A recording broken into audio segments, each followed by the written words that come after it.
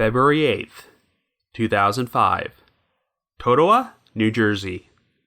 43-year-old chemist Geetha Angara shows up to work her shift at the Passaic Valley Water Commission treatment facility, but turns up missing. The following day, Geetha's body is discovered inside one of the water tanks, and her cause of death is determined to be drowning. A number of bruises on Geetha's neck and body suggest that she got into a violent struggle before she was placed in the tank, so her case is classified as a homicide. Police investigate a number of Geetha's co-workers, but the killer is never identified, and the motive for the crime remains unknown. After that, the trail went cold.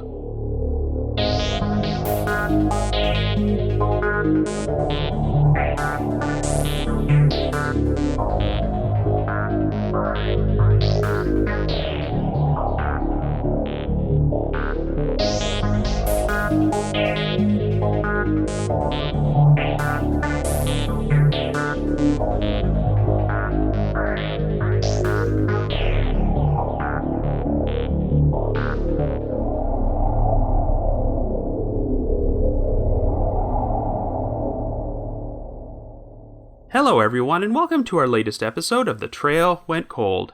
I'm your host Robin Warder, and we've got a pretty harrowing case to cover today, the 2005 death of Geetha Angara. This case was requested to me several months ago by a listener named Courtney, and I had never heard of it before, but once I started looking into it, I knew it deserved coverage on this podcast. If you've watched Unsolved Mysteries or listened to The Trail Went Cold, a lot of you are probably already familiar with the story of Dave Box, who died under mysterious circumstances during one of his shifts at a nuclear processing plant when his body wound up inside a furnace. Well, today's case has a number of similarities, as it involves a chemist named Geetha Angara who vanished during one of her shifts at a water treatment plant before her body was discovered inside one of the water tanks. The evidence seemed to suggest that someone violently attacked Geetha and choked her before removing a panel from the floor and disposing of Geetha's body inside the tank. Given that the plant was a secure facility which could not be accessed by outsiders, it seemed obvious that Geetha was killed by one of her co-workers, but in spite of an extensive investigation, no one could figure out who was responsible or what their motive could have been. And believe it or not, there are also some people who believe that Geetha's death might have actually been a tragic accident when she failed to notice the open panel in the floor and fell into the tank. Whatever the case, there are still no conclusive answers about what happened, so we're going to explore all the different theories on today's episode. However, before we get started, just a quick reminder that The Trail Went Cold is a weekly podcast, which is currently available for download on several platforms, including Apple Podcasts, Stitcher, Google Play Music, and Spotify. So if you like this podcast, be sure to subscribe to it, and please leave us a rating or review on any of those sites to help spread the word and garner us more exposure. The Trail Went Cold is on Patreon, so if you would like to learn how to support the show, please visit our page at patreon.com/thetrailwentcold. For as little as $1 a month, you can garner access to exclusive rewards, which may include stickers and thank you cards, early access to episodes, and bonus content. So with all that out of the way, let us now delve into the unexplained death of Geetha Angara.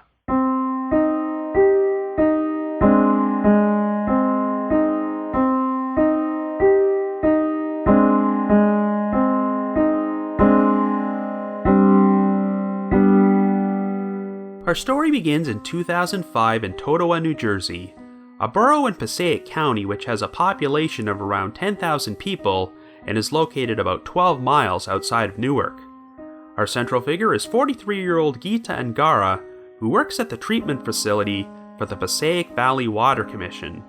The commission is responsible for providing drinking water to over 800,000 residents, and the facility purifies an estimated 83 million gallons of water every day.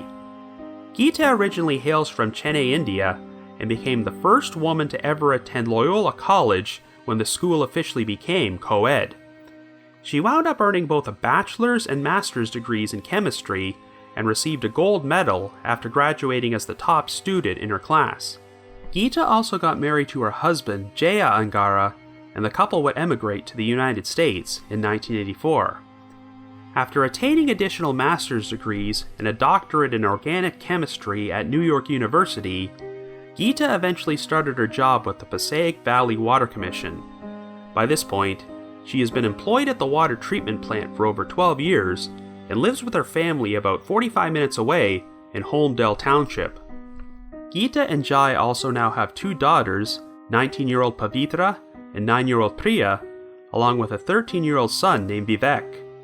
In 2004, Geetha would earn her plant operator's license and was promoted to the position of senior chemist, which meant she would be responsible for the calibration of 135 devices at the plant, including the water clarity sensors. The facility is currently in the midst of a $70 million project, which will transition from the usage of chlorine treatments to purify the water to an ozone disinfection system instead. One of Geetha's responsibilities is to oversee the new ozone generators and ensure that the plant's water quality remains within the standards of the Environmental Protection Agency. On the morning of February the 8th, Geetha arrived at the water treatment facility to begin her shift, which ran from 8 a.m. until 4 p.m. Shortly before 10 a.m., Geetha was chatting with some of her co-workers in the break room when one of the technicians from her lab walked in and informed her that the plant's filters and clarity sensors needed to be calibrated. Shortly thereafter, Geetha returned to the lab, and sometime between 10:15 and 10:30, she left the area while carrying a clipboard, a beaker, and a 2-way radio. The instruments which needed to be calibrated were located in the plant's basement, a series of 8-foot-wide tunnels lined with large pipes. When Geetha did not return, the lab technician who asked her to go down there went into the basement to search for her. He noticed some broken glass on the floor, but did not find Geetha, and when he returned upstairs to ask if anyone had seen her anywhere, no one had. Well, in spite of this, several more hours would pass before anyone at the plant made a big deal about Geetha's absence. That evening, Geetha was supposed to give one of her daughters a ride to a basketball game, but she never showed up. She also failed to return home, and all calls to her cell phone went unanswered. At around 9 p.m., the plant was ready to close for the day, but one of the guards noticed that Geetha's car was still in the parking lot. It also turned out that Geetha's coat, purse, and cell phone were still inside the lab, and a sandwich she had been planning to eat for lunch was on her desk. A search was performed of the plant, and an interesting discovery would be made in the basement corridor next to the spot where the lab technician had discovered broken glass earlier that day. There were a series of water tanks located underneath the floor, which could be accessed by opening up some 4-foot, 50-pound aluminum diamond-plated panels. They were ordinarily held in place by a dozen screws, but it turned out that one of the panels was slightly ajar, and many of the screws were broken or missing. When a full search failed to turn up any trace of Geetha, the manager called the police to officially report her missing at 11:22 p.m. The authorities would focus their attention on the loose panel in the basement, as the tank beneath it was 35 feet deep and 100 feet in diameter and held 1 million gallons worth of water. At around 2 a.m. on February the 9th, they would order the plant to be shut down and began the process of draining the tank. Once all the water was drained out, Geetha's radio and clipboard were discovered inside the empty tank, but there was still no sign of her. A decision was made to start draining the plant's other water tanks in case Geetha's body had managed to drift into one of them.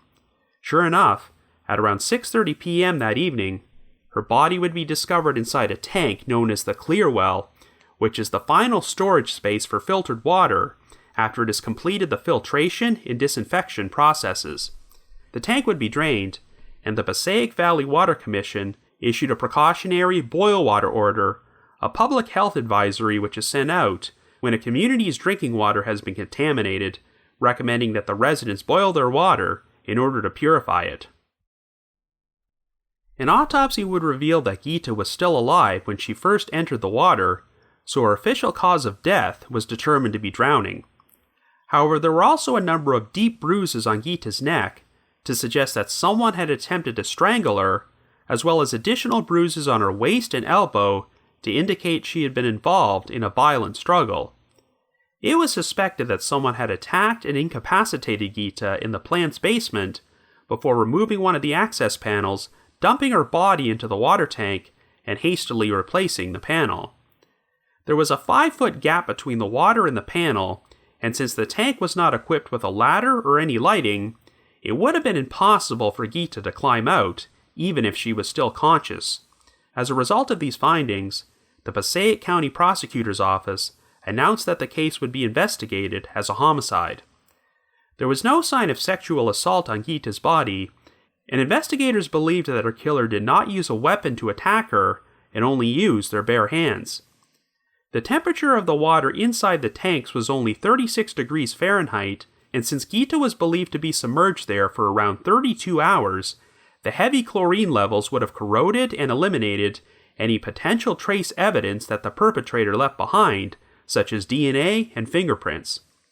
Another issue is that since a number of other people had walked through the basement tunnels in the hours following Geetha's death, a potential crime scene was compromised. In fact, even though the shards of broken glass found near the panel seemed to be consistent with the beaker Geetha had been carrying, employees had already swept them up and threw them away before the police arrived. Even though the tank contained a sensor, which was designed to set off an alert about changes with the water displacement, it happened to be broken at this time and was not set off when Geetha's body entered the water. There were no security cameras in the basement, and it contained a lot of loud machinery, which likely muffled any noise which may have been caused by the attack on Geetha. In a bizarre turn of events, just over 1 year before Geetha's death, the plant had been used as a filming location for an episode of the TV series Law & Order Special Victims Unit. The episode, titled Brotherhood, featured a scene in which the body of one of the characters was found floating inside a water tank. In spite of this, investigators did not suspect that the episode inspired Geetha's death and believed that the whole situation was nothing more than an unfortunate coincidence. Since access to the plant was restricted, it seemed very likely that one of Geetha's co-workers was responsible for her death. There was only one driveway to access the facility, and anyone who entered had to check in at a manned security post, which was monitored by a camera and had a 10-foot high gate. There were a number of cameras and motion detectors surrounding the perimeter, and the only section of the property which was not surrounded by fence was the south side of the Passaic River. While it would have been very difficult for an outsider to enter the plant, security inside the facility was not as tight, as none of the areas required access with a key card, and the employees could walk around freely anywhere. As a result, this would make it difficult for investigators to track the movements for each employee and determine which ones might have been in the basement during the time period Geetha was killed. The plant had 85 employees in total, and security records would show that 50 of them were present and working that day. While all of these employees willingly provided DNA samples to police, this did not prove very useful, since all potential DNA evidence had been eradicated by the chlorine. When investigators started looking into Geetha's background, she was described as a very friendly, cheerful person who generally had good relationships with her coworkers and with management. However, there were some coworkers who reportedly did not like her and were resentful of her promotion to senior chemist. Even though Geetha always downplayed her own academic credentials, there was apparently some jealousy about her PhD. When this case was later featured in an article in People magazine, an anonymous employee alleged there was racial prejudice towards Geetha, stating, quote, 98% of the plant is white, and not all of them like seeing immigrants do well, end quote. There was also tension about the plant's transition from chlorine treatments to an ozone disinfection system, as some employees apparently did not agree with the initiative. In the weeks prior to her death, a pinkish substance was found in some treated water while Geetha was out sick. Even though the issue was resolved in her absence, it was not done according to the plant's protocol, so Geetha would be assigned to retrain some of her coworkers. This did not go over well with everyone, and one employee reportedly blamed Geetha and the plant's new ozone cleansing process for the appearance of the pinkish substance. Her husband Jaya would state, quote, "My wife told me the atmosphere was very hostile at the time. There was friction," end quote. However, investigators suspected that Geetha's death was not a premeditated murder and could have been the result of a workplace dispute which escalated out of control. After spending a month interviewing all of the plant's employees, they narrowed down the field of potential suspects to 8, but after a year-long investigation, it was announced that this number had been narrowed down to 3. While none of these 3 potential suspects were ever named publicly, it was revealed that all of them were male and had worked at the plant on the day Geetha was killed. It also turned out that one of these suspects was a supervisor, and one of the others was the same lab technician who had asked Geetha to go down into the basement to calibrate the filters and clarity sensors. But it must be noted that according to the plant records, these instruments did need to be calibrated that day, so his story checked out. According to Lieutenant James Wood, the chief homicide detective for the Passaic County Prosecutor's Office, none of these 3 men had solid alibis, and he believed that one of them was on the verge of confessing until he decided to lawyer up and stop speaking with the police. They were each asked to take lie detector tests, and while one of them refused to do so, one of the men did wind up passing, and the other's results were inconclusive. There was just no evidence to implicate any of the 3 suspects, so the investigation would reach a standstill until a new theory started to form that Geetha's death may have been an accident. Detectives would consult with Derek Pounder, a forensic pathologist from the University of Dundee in Scotland, who was considered to be an expert in the field of drownings. Even though the bruising on Geetha's neck suggested that she had been strangled, Pounder had an alternate explanation for them. He claimed there were a few documented cases of drowning victims being found with similar bruising which was caused by extremely cold water. According to Pounder, if Geetha was still conscious when she entered the water tank, the cold temperatures could have caused her to go into shock. If her head and neck were above the water while this was taking place, this may have led to hemorrhaging at the neckline, which caused her bruises to form. During an article published in the New York Post, an anonymous insider from the plant came up with a potential explanation for how Geetha could have entered the water accidentally.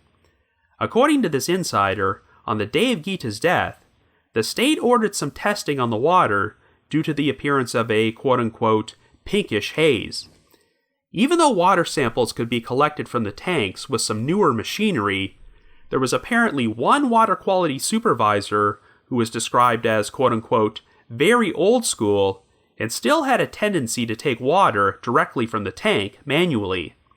This would have involved removing a panel from the floor of one of the basement corridors, so one potential theory is that someone could have done this and left the scene without putting the panel back in place. Since the corridors were dimly lit, it's possible that Geetha could have unknowingly walked over the opening in the floor and fallen into the water tank. When the responsible party returned to the scene and put the panel back into position, they may have been unaware that Geetha was inside the tank, or if they did know, they decided to cover their tracks in order to avoid potential liability issues. Well, believe it or not, after the lead homicide detective, James Wood, retired, he would later state during an interview that he had changed his mind about the case and now believed that Geetha's death was an accident caused by negligence rather than an intentional homicide. However, the biggest issue was that Pounder's theory was based on nothing more than guesswork, as he apparently did not view the original autopsy report. He also could not examine Geetha's body, as her family had elected to cremate her in accordance with Hindu funeral customs. During the initial stages of the investigation, Geetha's body and autopsy report had been examined by no less than 5 separate pathologists from Passaic County, and they all came to the same conclusion that her death was a homicide. Geetha's family also did not agree with the theory, noting that she was a very conscientious person who had a reputation for being a perfectionist, and they found it doubtful that she would have walked through the basement corridor without noticing an open panel on the floor beneath her. Her oldest daughter Pavritha would state, quote, "I think you would have to ignore a lot of facts to believe it was an accident," end quote.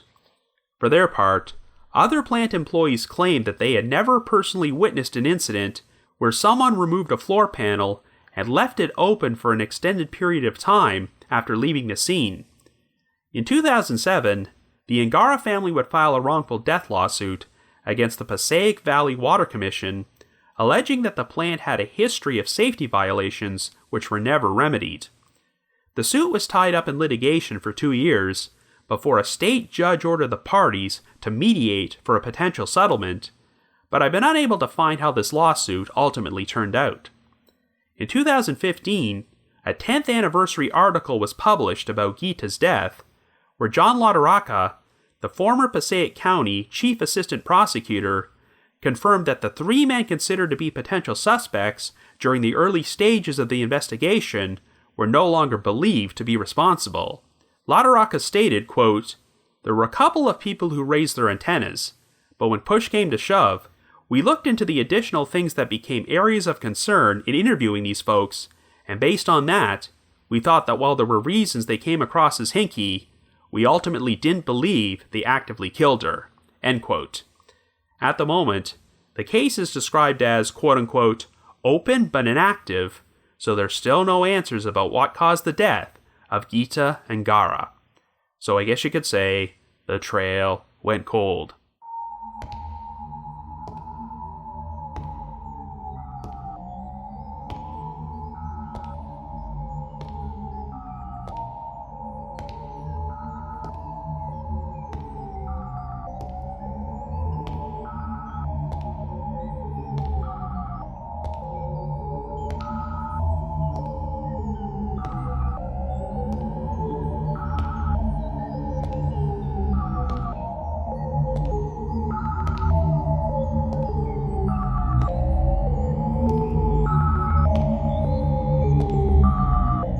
So like I mentioned in the intro, this story is very reminiscent of the suspicious death of Dave Box, which was not only featured on Unsolved Mysteries and The Trail Went Cold, but was the subject of an entire season of the long-form investigative podcast Accused last year.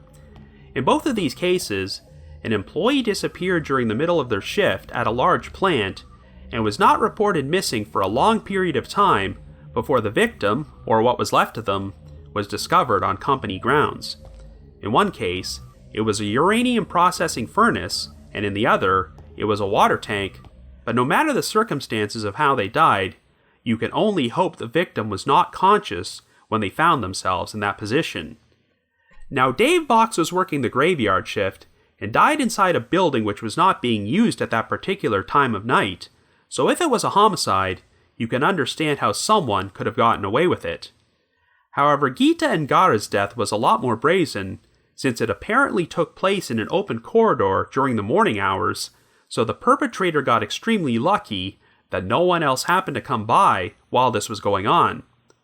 While a suicide has been explored as a potential explanation in the Box case, no one has ever considered that possibility in Geetha's case, because if she jumped into the water tank voluntarily, it obviously would have been impossible for her to slide the panel back into place behind her.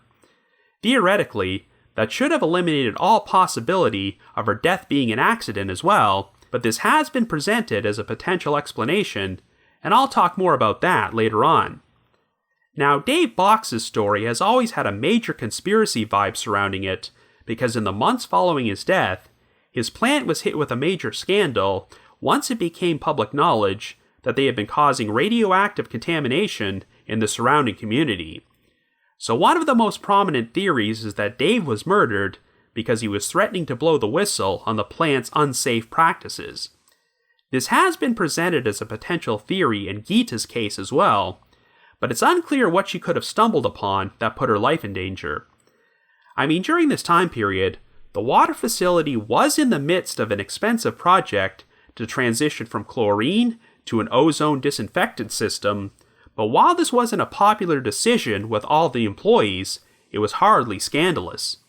Believe it or not, one of the most ridiculous theories which has been put forward is that the New Jersey mob was angry about the Water Commission's decision to switch to ozone treatment because it would curtail the work that their contractors were doing.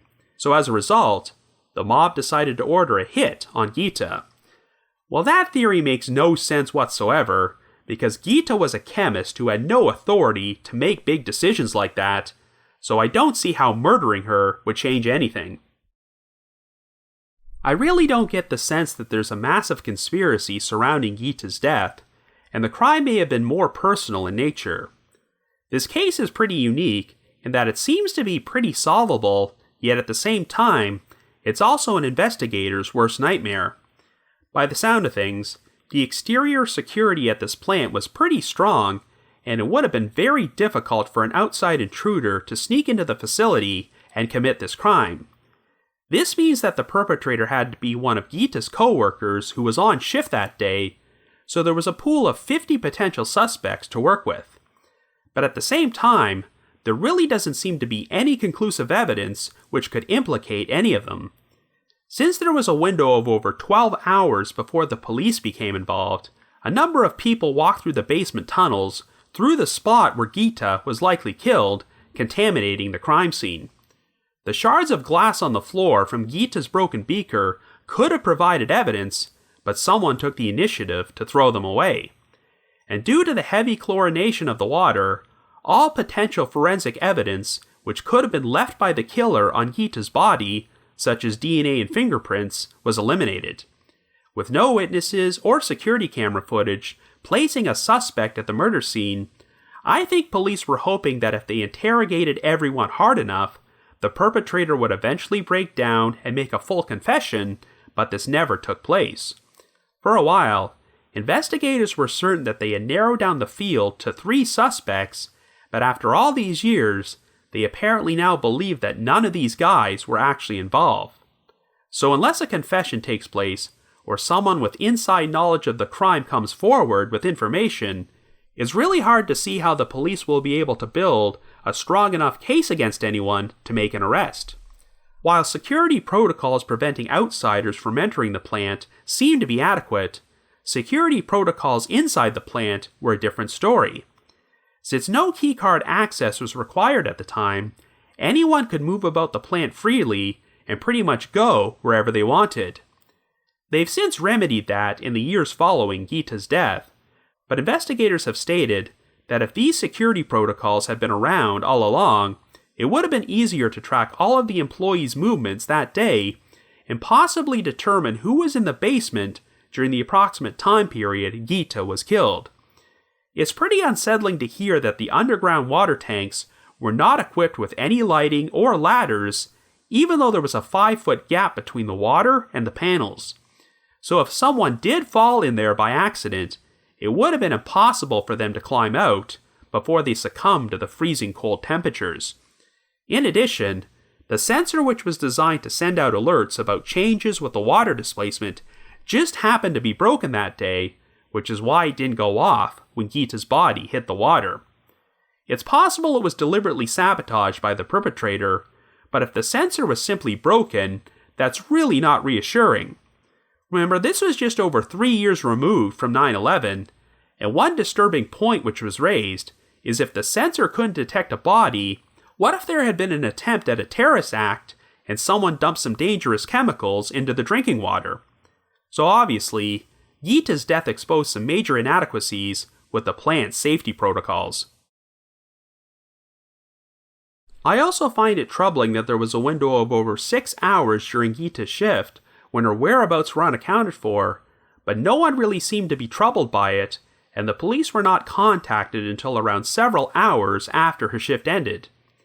I mean, when Geetha went missing, she was carrying a radio, which wound up being found inside the tank, but it's unclear if anyone even attempted to call her on a radio to see where she was.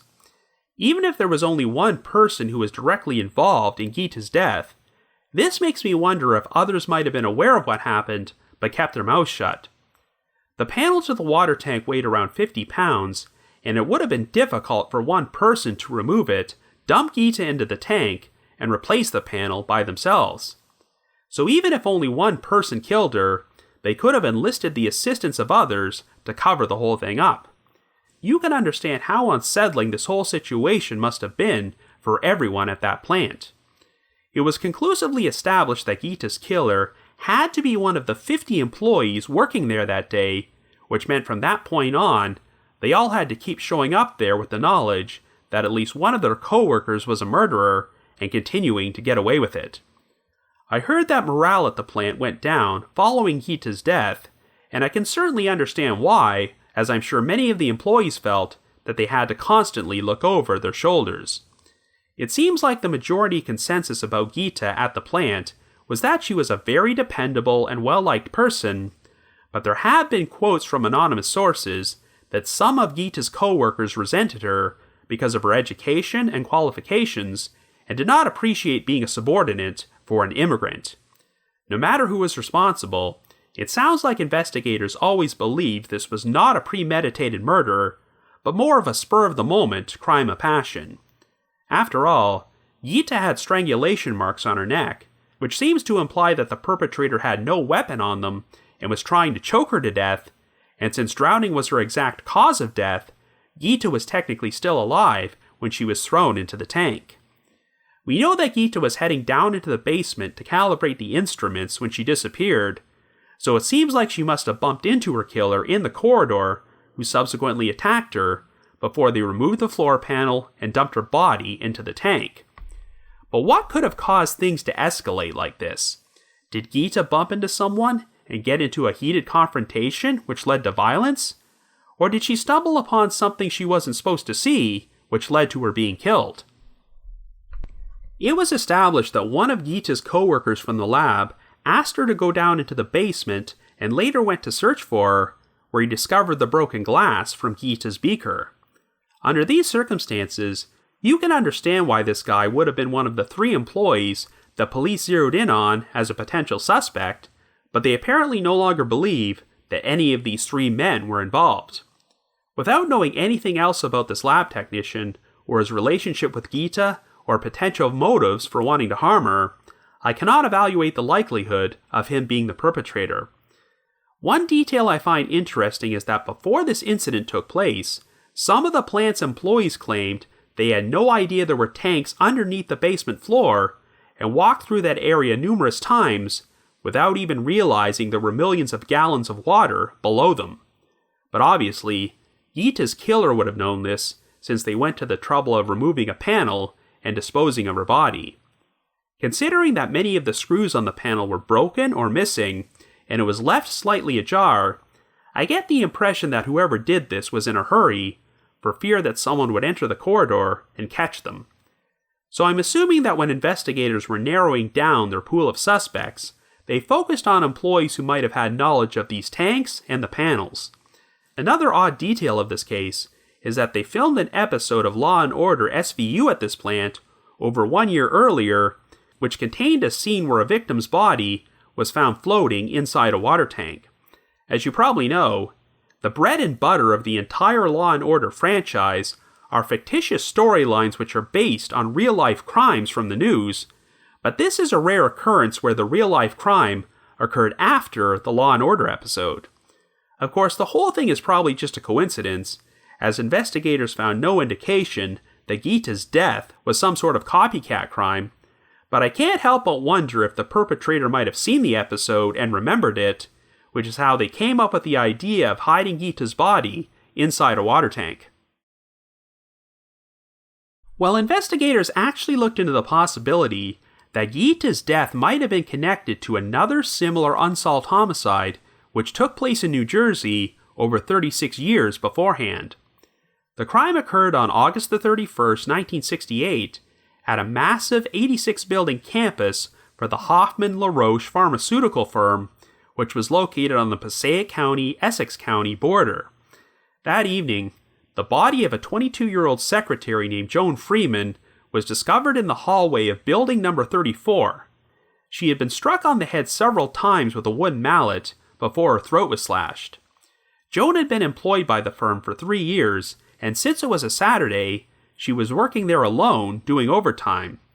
She had spent the day in a second-floor library, recording the employees' work hours from their time cards, before she was attacked from behind in the hallway. Much like the Passaic Valley Water Commission treatment facility, the Hoffman LaRoche campus had a high level of security and was surrounded by fence, and access was restricted to employees, so this meant that Joan's killer had to be someone who worked for the company. However, there were no fingerprints found on the wooden mallet, and the knife used to slash her throat was never found, so investigators had no forensic evidence to identify a suspect. They also found nothing in Joan's background to provide any insight into a potential motive for this crime. Over the course of the next several months, a grand jury investigation would take place, though I get the impression that they did not have a specific suspect in mind and only wanted to test the waters to see what kind of case they could present if a suspect ever popped up on the radar. But even though over 300 people were interviewed, the investigation hit a complete dead end, and Joan's murder is still unsolved to this day. Given that both crimes took place in Passaic Valley, the investigators on Geetha's case thought there were enough similarities to look into the possibility that they were connected. They checked to see if there were any employees who had worked for both Hoffman LaRoche and the water treatment facility during the respective time periods of each murder, but came up empty. And yes, given the massive time difference, I am inclined to believe that these two crimes are not connected, because at the minimum, Geetha's killer would have had to be in their late 50s if they had also been responsible for murdering Joan. While Joan Freeman's case sounds like a pretty baffling mystery in its own right, I get the feeling that investigators only looked at her murder because they were grasping at straws and desperate to explore any possible lead to help them solve Geetha's case. However, the big complicating factor in the investigation is the theory that Geetha could have accidentally fallen into the water tank herself because someone left the panel open. During the early stages of the investigation, no one was even willing to entertain that notion because, well, who would have put the panel back in place after she fell in? It seems this idea gained traction when Scottish forensic pathologist Derek Pounder pushed forward the possibility that the cold temperatures of the water caused hemorrhaging on Geetha's neck, which could have been mistaken for strangulation marks. But there are numerous fallacies with this theory, and by Pounder's own admission, this type of thing only occurs in a small percentage of drowning cases. And technically, Pounder was only presenting a hypothetical scenario without actually looking at Geetha's body or the autopsy reports, whereas the 5 pathologists who did perform a full examination concluded that she was likely the victim of a homicide.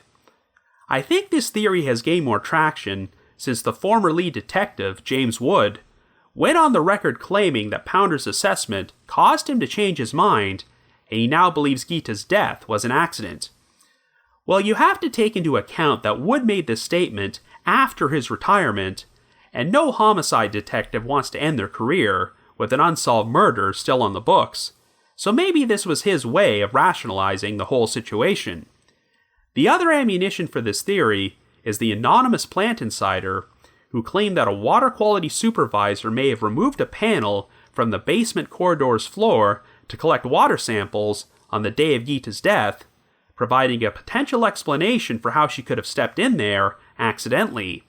Since the evidence seemed to show that the panel had been put back in place very hastily, theoretically, if the responsible party returned to the scene and discovered that Geetha drowned because of their negligence, they could have replaced the panel and kept their mouth shut about what they did.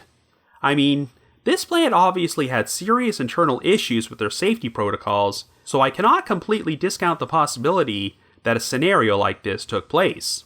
I know that one of the 3 potential suspects investigators focused on was a supervisor, though it's unclear if it might have been the same quote-unquote old-school water quality supervisor the anonymous insider was referring to. If a person is indirectly responsible for someone's death by negligence, but is interrogated as if they committed murder, you have to wonder if that might affect their demeanor. I know that James Wood said he believed that one of the suspects was on the verge of cracking and making a confession before he stopped talking to the police, so could this person have been overwhelmed by guilt because they were responsible for Geetha's death, even though it was purely accidental? Well, one of the biggest issues with this theory is that Geetha was known for being a very conscientious person, and she had walked through those basement corridors numerous times before, so everyone who knew her found it very unlikely that she would have failed to notice an open panel in the floor. I also think that if Geetha had fallen into the tank, her beaker may have been found in there alongside her radio and clipboard, but the fact that it was found broken on the basement floor suggests that she got into a struggle beforehand. And even though an alternate theory was presented to explain how cold water could have caused the marks on Geetha's neck, let's not forget that she also had additional bruising on her waist and elbow, so I really think the evidence supports her being violently attacked. I've covered so many cases where the authorities ruled someone's death a suicide or an accident and ignored compelling evidence to suggest homicide, but I think this is one case where they got it right the first time around, and that any alternate theories besides Geetha being murdered do not hold up at all. But even if by chance this was an accident, whoever left that panel open and caused Geetha to fall to her death still needs to be held accountable for what happened. Of course, we still don't have a clear-cut idea of what the motive might have been for a homicide, but I doubt the crime was pre-planned, and I think the perpetrator or perpetrators just got very lucky that they weren't caught in the act, and some potentially crucial evidence which could have implicated them wound up being destroyed. But no matter how Geetha died, this was just an incredibly tragic end to her life. Remember, this is a woman who found great success in her male-dominated native country by not only becoming the first woman to attend Loyola College, but graduating as the top student in her class. She then moved to the US to provide a better life for her family, and was pretty much living the American dream until her life was cut short by a pretty horrific death. I've read a number of heartbreaking articles about the difficulties that Geetha's husband Jaya and their children have had dealing with the loss, as I know that Jaya actually held on to Geetha's cell phone and would frequently call her voicemail just so he could hear his deceased wife speak again. The Angara family has frequently voiced their frustrations over the police's inability to make an arrest in this case, but I honestly get the impression that without any real forensic evidence to work with, there's really not much more they can do until they receive a big break. Perhaps all this case needs for a resolution is for the right person to come forward. So if you happen to have any information on the death of Geetha Angara, please contact the appropriate authorities. But if you just have your own thoughts about what happened, feel free to leave me a comment or send me an email to robin.warder@icloud.com. That's robin.warder@icloud.com. Another reminder that The Trail Went Cold is on Patreon, so please visit patreon.com/thetrailwentcold to learn how you can support our podcast and become eligible for some pretty neat rewards. We produced a bunch of exclusive bonus episodes for our patrons in tiers 2 and 3, and this past month, I released an episode about my top 10 favorite update segments from Unsolved Mysteries where cases were solved. And for our patrons in tier 3, I've also recorded another new audio commentary track which can be played over a classic episode of Unsolved Mysteries. So to learn more information, feel free to visit our Patreon page. I'd also like to give a shout out to our most recent listeners who have signed up with us on Patreon this week, and they are Jared K, Maggie, Sarah NB, Sana K, Katie H, and Tara K. Thank you all so much for your support. And before we bring this episode to a close, I just want to provide a plug for a new ebook which has been written by one of our very own listeners, Suzanne Reed. It's titled Anonymous Tip: The Unsolved Disappearances of Tracy Marie Crow, Elizabeth Miller, and Tiffany Sessions. And yes, we covered all 3 of those cases on an episode of The Trail Went Cold, which was released nearly 2 years ago, and since the disappearances are still unsolved, I'm very glad to see an in-depth book about these missing women. It's currently available for purchase on Kindle at Amazon, so I'd highly recommend you check it out. Once again, it's titled Anonymous Tip: The Unsolved Disappearances of Tracy Marie Crow, Elizabeth Miller, and Tiffany Sessions. I also just wanted to give another shout out to my supporters at the Unsolved Mysteries message board at the Sitcoms Online forum and the Unresolved Mysteries subreddit. I need to provide a big thanks to McGill Foote, who edits and assembles this podcast together for me, and Vince Nitro, who composes the eerie music you hear on every episode.